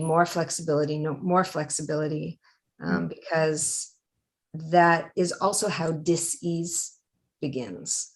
So it's can begin, not always, of course. So what does love really mean? Loving each other, loving children. It's quite a big conversation. Yeah, 100%. I really appreciate that. I think a lot of parents would probably agree that flexibility, as opposed to, and really seeing what your child needs. If your child is the type that needs structure, then that is what that child should be given. If the child needs more flexibility, then that's what that child should be given. Because every child ultimately is different and doesn't come with a blueprint, even though Vedic astrology can be extremely helpful. But not always, not saying that Vedic astrology, but it's not always that a child will come with a set of, here's a manual on how to take care of this child on this day at this time. And every adult is a child once. So when we're paying attention to Narayani fully, we're, what? I said, or still, we're also paying attention to all of you and all of our friends and everyone at the same time, because nobody wants to be ignored. Everyone's important. So it is quite a balancing act to be respectful of others and their experiences, but also nurture the child in the room. So it's a humbling practice. Yeah, absolutely. Thank you both so much. So now to Badi Anu Didi and Gopal Radhe Prabhu. So you both have actually quite the unique relationship, because you both have, I lost you again. I'll wait for them to come back. They're back. Okay. Perfect. So you both have the uniqueness of showing how inter-Sangha relationships are possible and they can work, really going towards that side of showing that we're really ultimately one family of Mahaprabhu. So both of you have different gurus as well. So thus far, you both have been married for 9 years. What has that journey been like for the both of you in terms of navigating that uniqueness that you both come with, or that your relationship comes with?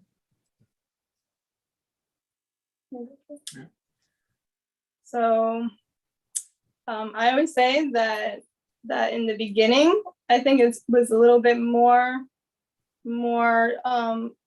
apparent, like it's more upfront of the whole, this side, your side, this and that. But ultimately, we grew up both the same. We grew up both in ISKCON, all up with devotional parents who went to temple, initiated.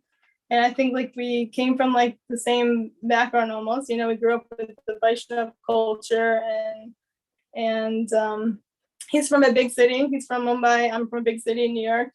So that is also similar in the terms of living city life. And we also have similar friends, and also later on, as our relationship grew, and then as we went from to Gaudiya temples, and then we go to ISKCON temples, I'm like, we always went to temples anyway. And so it was just the mesh of mostly like our friends, like I had friends and he had friends. And then later we both had friends, like we both had like similar friends. And then we kind of meshed our friend circle also together. And so it actually felt like it actually feels the same, like we just go to any temple and we have friends everywhere, and we say hi to everybody. and we go see all the Didis, you know, and I don't feel like it's such a big difference for us. It feels like that's our one family.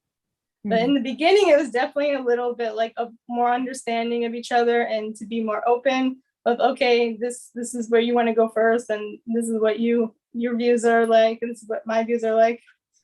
But ultimately, we have a lot in common.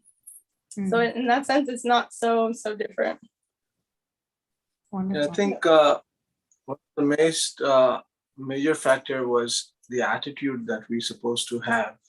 And I was always born and brought up with this attitude that always try and see the good in everything.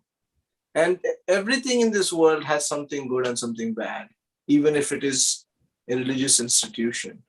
And so the Gaudiya Math or ISKCON, everyone has some good and something bad. But the thing is, being Paramahamsas, that is what our goal is. We should always look for what is good in there. And so I feel actually to be very fortunate to be in such a relationship, because I get the best of both the worlds. Where else people can take this whole relationship to the other way, where they can get the worst of both the worlds, you know, because they see the bad in their other temples, and then they see bad in what is in our temple, and that's what they focus on. But I think what we do is we focus more on what's the good in both. And second thing is about criticism. We have a completely like a no policy for criticism, no matter whatsoever. And that attitude also is very, very important, is not to criticize any Vaishnava whatsoever. And you know, I have been brought up with the understanding, though my brother might not share the same reviews, but you know that there is nobody is supposed to be criticized. Everybody is doing their part, no matter what it is. And it is not my responsibility to correct or, you know, point out or do anything with that. That's Krishna's responsibility. Krishna is going to take care of that. And so therefore, in our relationships, we always respected each other's guru. I always wanted to see how because many times what happens in interfaith or inter-Sangha would be the right word here, thing is that we want to try and pull each other to our side. Oh, my side is right, your side is wrong. But that attitude is not right at all. Because if we have that attitude, that means we are still in the upadhi or designation. I'm from this place, you're from that place. So it does not help, and it's not going to lead to bhakti. What I have to focus on is what is going to make her bhakti blossom. And if that is hearing more of Gurudev's lecture, reading more of Gurudev's books, I encourage her towards that. And that is going to make her bhakti blossom. And that will bring more joy and auspiciousness and Krishna consciousness to the house. And similarly for us. So, of course, like, you know, giving privacy and room for each other to grow as well. And in what environment they like, that also is very, very essential. So it is not something which is impossible. I actually think this is the future. And I think this is what we should go to, because with this, you get the best of both the worlds.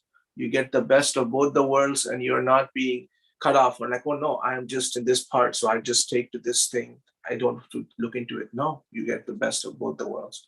So I think it's very, very nice to have an inter-Sangha. And we see marriage. more of it more often with all the youth, you know, they're going wherever they want to do kirtan, wherever. It doesn't really matter. There's just, as long as they're, you know, invited or welcomed, you know, everything's good. And then they would like to do kirtan wherever, you know, so it doesn't really matter. So we see a lot of that, different temples, a lot of, you know, you could say cross sangha or whatever. Everybody shows up everywhere and just want to do kirtan together. Yeah, and I think one other reason also was is like in ISKCON we have many gurus, so it is very often you'll find in ISKCON that maybe, you know, the husband and wife have different gurus. So it also makes it easier and adaptable in that way also. Growing up, I grew up in ISKCON, so I understand that having multiple gurus is not a big problem, and shouldn't be a problem at all, actually. Yeah. And I never want to hinder his devotion. I never want to, what's the word? Make less of his devotion. I don't want to impede on what progress he is making, and also the same, he doesn't want to step on my devotion. So we can also kind of help each other in that way, and just be respectful and just work on it together. Wonderful. Yeah, thank you so much. All of your answers are just, I feel very encouraged hearing all of you guys, because I know that each one of you is the future of Krishna consciousness. I mean, you guys among so many other of our generation is who we have to look towards, and who essentially will be one day the seniors. So it's very, very sweet to hear these answers. They're very thorough. They're very they're filled with so much sweetness. Ultimately, I think all of you guys have that within you that's already embedded. I have some experience with some of you, actually probably all of you to some degree, and I think that I've been able to at least witness growth in a lot of ways. But just to hear and see this, I just feel so inspired and so encouraged by all of you, because I think each of you is an amazing example of what a youthful couple looks like. There was one question. Unfortunately, I can't get to the little rapid fire questions because I do want to be able to let you guys go. But there was one question in the chat that I wanted to ask you all. And this could potentially be related to the divorce question. It could be potentially related to conflict. But the question is that, do the women in the relationship play more obedient, submissive wives, or is there more of a modern understanding? Do the men expect their wives to play this role because it is mentioned by Srila Prabhupada that this is the role of a wife? And in the questions that I asked, I kind of highlighted, that point, that is it what Srila Prabhupada says is the need that the wife is obedient, that she is submissive, that she is chaste and loyal to her husband in the extent of service, that she is ultimately responsible if there is a divorce that happens, because she is not speaking sweetly, because she is neglecting the home, because she is neglecting these things, and she is not actually following her husband. So that is, I guess, the question here. Is it on the role of a woman to fit that traditional mindset, or is it more dynamic? And really, any of you can chime in here. I personally feel that it's very incumbent upon both partners to understand their role in a relationship. In the relationship we have, I value direct, honest communication.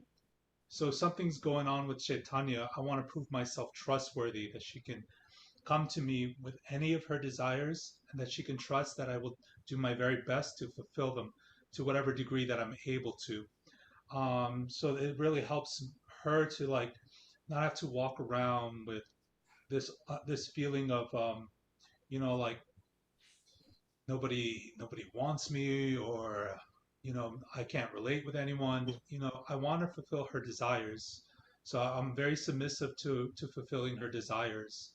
And I feel that if I don't get that direct communication, that trust, that her warming up to me, I start to, it starts to lose enthusiasm in being able to, just take the slings and arrows. Because when I go to work, if I meet it, I'm pretty carefree, and because Chaitanya opens up to me, it becomes very easy for me to go out to work and deal with anything that happens. Any craziness, I feel like I can stay above the water, and I can come home not having to give her what I take from work. Like I leave that at work. Um, but I do think that it's very important to accept a role in a relationship. It can be backwards if the other person presents themselves as qualified. They take on more of the masculine role, like a woman taking on more of a masculine role, provided that that's natural for her. And likewise, but I think it's very in the relationship that we had. I just asked Chaitanya to be present with whatever is going on with her. I want her to express she's feeling really, really down and depressed. I want her to give me all that, and that works for us. It really causes, or if she's happy, I just think that I think that the submission is in what the relationship needs, and on a more traditional, yeah, like I like to take the position of being dependent on, and I want her to be able to express, to be submissive enough to be able to express, what it is that's troubling her, that's causing her to come from a place of giving from the heart of what's, because that's what I ask for. I don't ask much of her, but I really want her to come from her heart, to live out of love, not out of duty, not out of a sense of obligation, at least when it comes to me. I want her to really open her heart and come from that platform. So, when we're around others in society, I do expect her to, uphold some, be very sweet to strangers. I do get on her, if she isn't, for whatever reason. But in my own interaction with her, I do it. That's all I'm asking her, is to live her joy, to truly, whatever she needs to live her joy, you know, have faith, have trust in me, to be able to first come to me if I can fulfill any of her needs and desires, and then if she needs, if I can't help her, go to somewhere else. But yeah. Yeah, I think this is kind of a loaded question. I think this could be a whole separate Zoom, just this question, I see a lot of people asking, and I see a lot of young ladies feeling some pressure to be like, to fit into this cookie cutter mold of like the perfect Vedic wife. And you know, if I don't fit exactly in that mold, then people are going to criticize me or judge me. And these young ladies feel, scared or annoyed, or they are less interested in bhakti because they feel like they've been severely, you know, told that they must be a certain way. They can't just be themselves. So it is kind of a loaded question there. I feel like ultimately it comes down to a loving mood between the people, whether it's married couple or dating couple or parent and children, teacher and student. That loving mood must be there. So I think for the question of the wife being submissive, if it's in a loving mood, if that's what she's naturally feeling, you know. But if it's in like a rigid mood of like, oh, you have to fit in this cookie cutter mold, otherwise you're not, worthy or something, because we're all on this journey in life. We're all on a bhakti journey, and we're all gonna have our struggles. We can't just, we're not in some factory of cookie cutter molds just being printed out, and all the ladies are gonna be the same, you know, with the sari and everything. We're individual people. But I think if the loving mood is there, then you know that's the root of all the endeavors, together or individually. If a lady wants to be the perfect Vedic wife and wear her sari very wonderfully and cook a feast for her husband every day when he comes home from work, that's beautiful, you know, if that's what she really wants to do, and in her loving mood, and she wants to, you know, take off his shoes when he sits down on the couch from work or something. There's nothing wrong with that. But I think if someone is, you know, working on that, or the idea of that like repels her and she's feeling like it's unnatural for her and it makes her feel afraid of bhakti, or like angry with bhakti or the devotees, or, you know, and it becomes like a whole mental, oh my gosh, I have to be this, that, and it's like a whole mental unhappy thing, then no, you know, work on yourself, work with your partner, and, you know, find a balance where that loving mood is there and that bhakti inspiration is there. And if that's there, then I think that's the most important thing. And it shouldn't be fitting into the mold and, oh, I have to look a certain way, you know. And then one last important piece, though, that I think is connected is etiquette. Etiquette at the temple, etiquette in front of the Vaishnavas. You know, that loving mood is there, and I don't think the lady should be forced into being, you know, the perfect Vedic wife, fancy sari, whatever, if she's not feeling that naturally. But I don't think that means that she should be very complacent and just throw the Vedic etiquette out the window. I do think the Vedic etiquette is important. And that is part of inspiring our bhakti creeper. Like Srila Prabhupada said, we are wearing this tilak, this kantimala, saris, etc. There's a reason we're wearing this, you know. It's not just, you know, random dressing up, whatever, you know. We're spiritual soldiers in Krishna's army. We want to show this out on book distribution.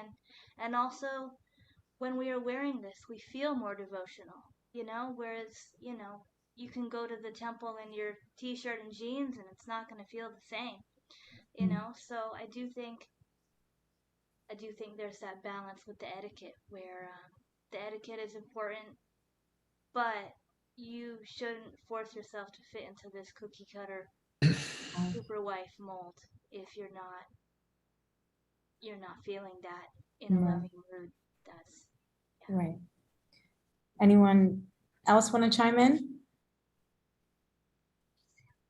Do you guys want to chime? Radha, Prabhu, Anudidi. Yeah. In terms of the points of being chaste and divorce, I think there is, well, especially in the Indian culture, there is more pressure for the women to be more chaste, especially married women, even more chaste.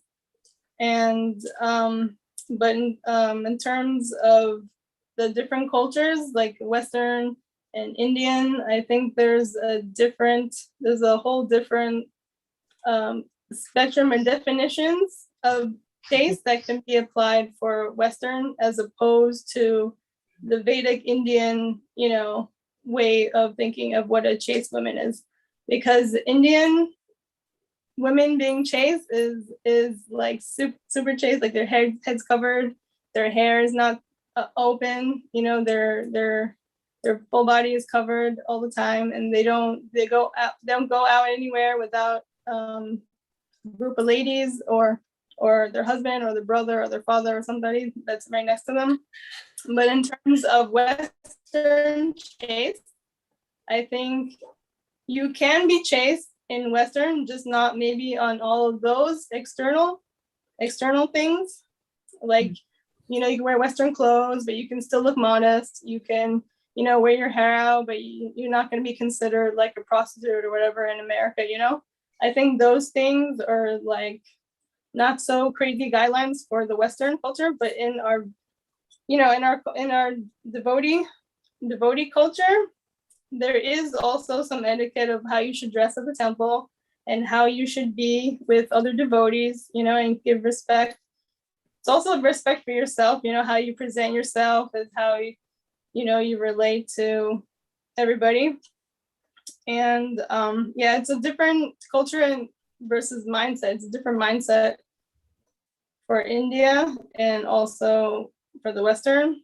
And for the point for divorce is, for divorce, I don't feel like divorce is like, it shouldn't be like like if you have problems in your relationship and it's abusive and it's negative and it's really, in the bad way that it's hurting you, then I'm all for divorce, then separate from that person and then work on yourself and heal and this and that. But I personally don't feel like if you go into marriage with a more of like a practical thinking, like you have like your own, sorry? Like you're going into marriage like you're looking for a way out. Yeah, like you go into marriage not just like, oh, I'm gonna get married, you have a consideration of all the aspects that you want, all the aspects that you're looking for in the other person and in yourself and what you want, then there's no need for divorce if you're going into a relationship with all your points checked, all your different aspects of what you want and who you want to be and how you are together, then there's really no need for divorce, because then you can communicate and be patient with each other, and then you're always compromising and always, working on ourselves together. So, but for an extreme cases, then I would say divorce is like, necessary. But other than that, then it's not really that necessary. Yeah. I just want to bring it to the point that many times, people like quoting these things from Srila Prabhupada, and they feel that, oh, he's a little tough on women, and Bhagavatam also might be a little tough on women and all. But we have to understand where Srila Prabhupada is coming from right now here. He's talking about a very, the nature. There's a nature that man has, and there is a nature that's masculine, and there is a nature that feminine, the female has. And the masculine nature is the ego, dominant, and others. And the feminine nature is soft, being, so it's easier for them to compromise and to adjust and other things. And so therefore, it's easier for them to do. If you ask a man to compromise and all, it's going to be very difficult. But for a woman, it comes a little easier. So therefore, in the Vedic system, we usually would tell the woman to take it. And plus what happens is there is more love in the woman than in man. So when the woman is able to do that, cultivate it, and he wins the husband's heart, with love, they can move mountains. Mm.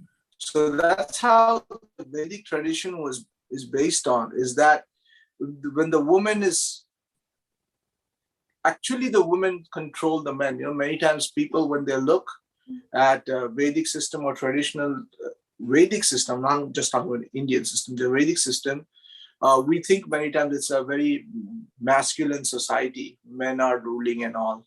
But that's not really the thing. If you really understand, you will see that women are at the heart of it. And women are really respected. And actually women run these societies because they raise children like these who always respect their mothers, and they learn from their mothers. And also it's also said that if you teach a man, you teach a person. If you teach a woman, you teach a whole family. So that is why in Vedic system, we pay a lot of attention to the upbringing of women. And therefore, when Arjuna was also questioned about why he didn't want to fight, one reason he gave was about the men not being present, and then the women becoming unchaste. And then because of that, unwanted population, Varna Sankarya would come. So in that, some people can question also that, oh, why only because women will become unchaste? why the men will not become unchaste? So traditionally, we think, the woman being softer and more compromising in that way, but the woman is very powerful.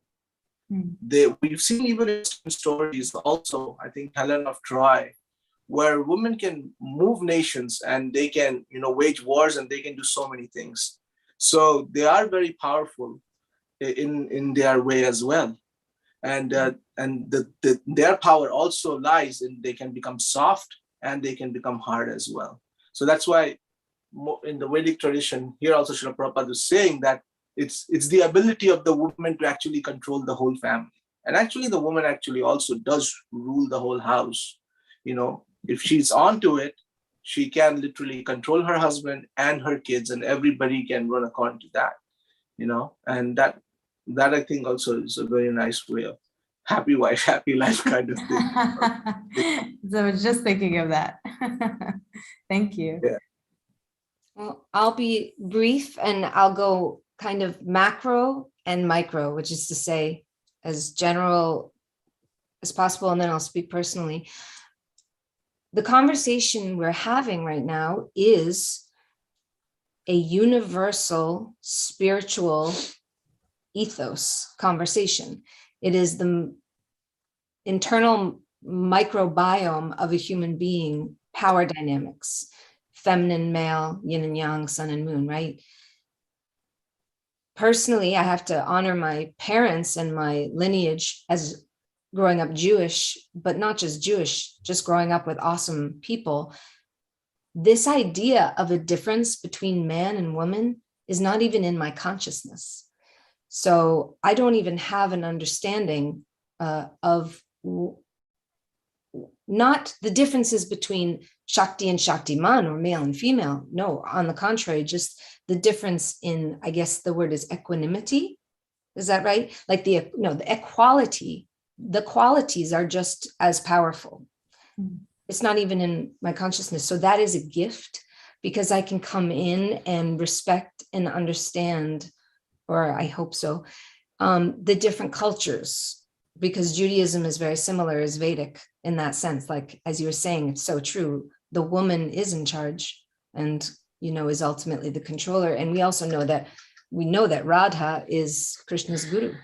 Like, actually, Mahaprabhu's whole mood coming was to, we know there are 4 reasons, but one was certainly to offer the mood of Sri Radha and Krishna together and their love, which is the Maha Mantra, right? That dance of Hare and Krishna, of male and female, it's equal.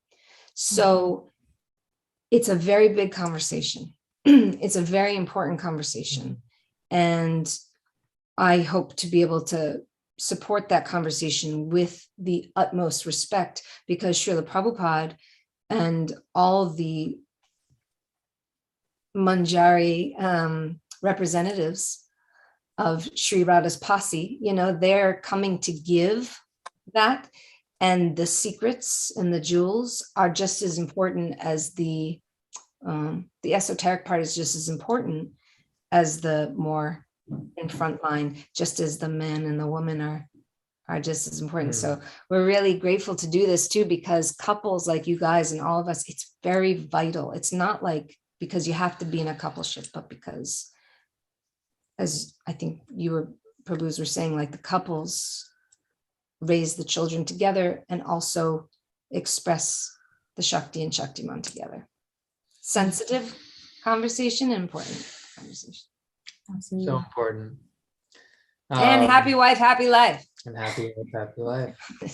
My deep bows to all of you on this. It's such a beautiful, in some ways, capstone question. You can really feel the potency of it. And I too, I'll start macro and then maybe micro, and then talk about just briefly my thoughts on coupleship and in that dynamic. And then make pancakes.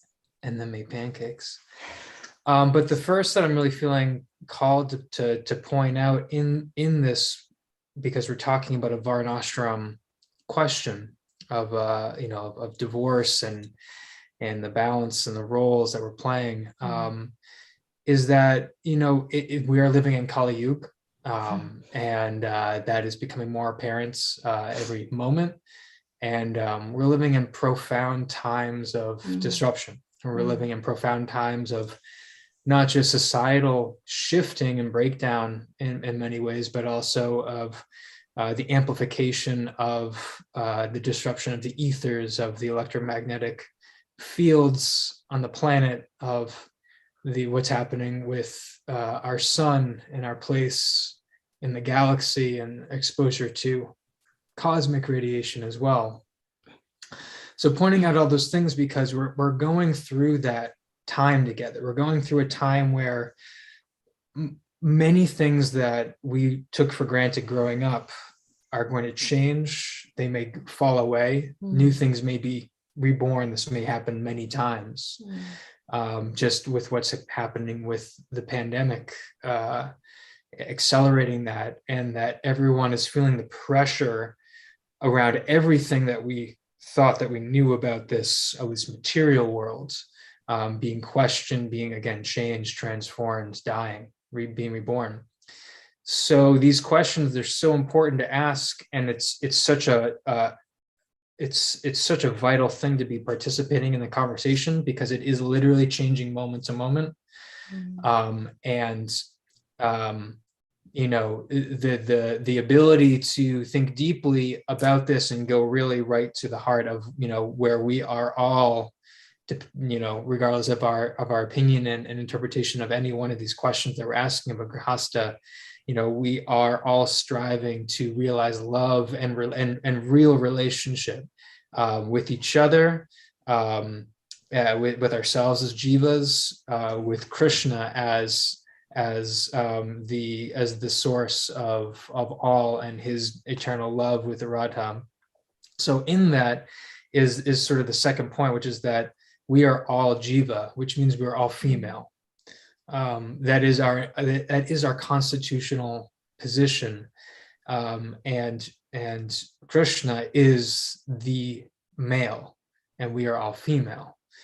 So that doesn't mean that we can spiritually bypass that and surrender our varnashram duty, because it's advised in so many of the scriptures, Bhagavad Gita, that, you know, as we progress, you know, we start adopting and fulfilling our role in the varnashram system, and then we don't give things up. As we make spiritual progress and spiritual realization, we actually just deepen our capacity to exist on multiple dimensions at the same time, executing our duties externally, and yet rendering our more esoteric sevas internally through our spiritual faculties. So that those two things, and then, you know, in terms of where I think my viewpoint on couples are, every couple is different. In terms of how things may play out, you know, with one couple, one member being more externally driven, goal focused, and the other one more supporting that. And that can be, you know, that's one of the joys and the great work of coupleship, is recognizing what those dynamics are, what those cycles are. They happen multiple times a day. They can happen, you know, career cycles can happen, family cycles, these different projects. So it's sort of like a project-based consciousness in terms of how you operate. And some couples may be very comfortable, the woman playing the traditional supportive role, the man playing the traditional male role. It may be completely switched. And then there are some couples, you know, like us, that we are entrepreneurs, we are small family business owners, we are homeschooling our daughter, we are raising her more attachment parent style. So we are very much more closer in our strivings to be, I guess, really fully at the center of everything that we're doing, like decision making and supporting projects where both have hands in different ways, but we're very equal in that way.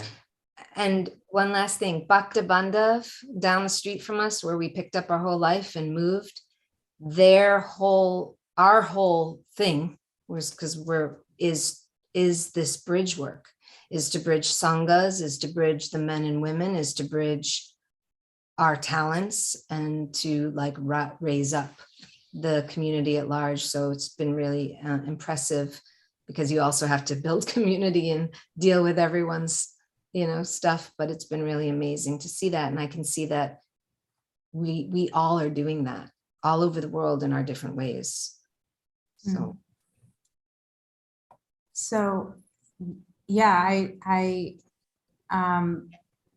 sorry, Badi Didi and Gopal Prabhu, I'm just gonna add the spotlight to you guys. Just to conclude, honestly, like I said before, all of the answers that you all provided throughout this time, I mean, we went over an hour, and so I ask your forgiveness. We're running on what is known as Indian Standard Time.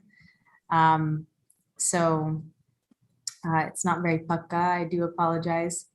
But I think really everything that you all had to share and everything that each of you added to this discussion was so important and so vital, and so needed right now in order for those interested in entering Grihastha ashram and those already in Grihastha ashram to understand the dynamic and to understand the gravity and the seriousness that this ashram and really all the ashrams uphold, that there is a standard, and that no matter where their dynamic may fall, whether they're more traditional or they're more modern, but still marriage that is a service and pleasing to Shri Guru and Shri Krishna is the ultimate, and how we can be instruments in that regard is the most important thing. So I'm very, very, very grateful to all of you for taking out your time, staying with me for an extra hour, and being able to provide all of this incredible information, because you all are kind of the future of what we're looking towards. So I'm so thankful. I wish you all to have a very wonderful rest of your Sunday. To anyone who might be watching out there, who will watch the recording, whether on Facebook or on YouTube, if you know of any couples, be they youth or be they a senior, I have a couple people in mind already, couple of couples in mind. But if you know of anyone that would be interested in doing something like this, or you would like to see them on this type of program and they're not too shy, then please give me their contact information. I would love to hear from them, and it doesn't matter whether they're, ISKCON or they're Gaudiya Math. We've been keeping it inside of Gaudiya Math. However, we can start to branch out a little bit if you guys know of anyone who might be interested. So yeah, please let me know. Have a wonderful, wonderful evening. Vancha kalpataru bhayavipasanu bhayavipatitanam bhavane vaishnavebhyo namo namah. Vaishnavs ki jai, jai jai Shri Radhe Shyam. Hari Hari Bol. Thank you all. Dhanyavad pranam ji ka.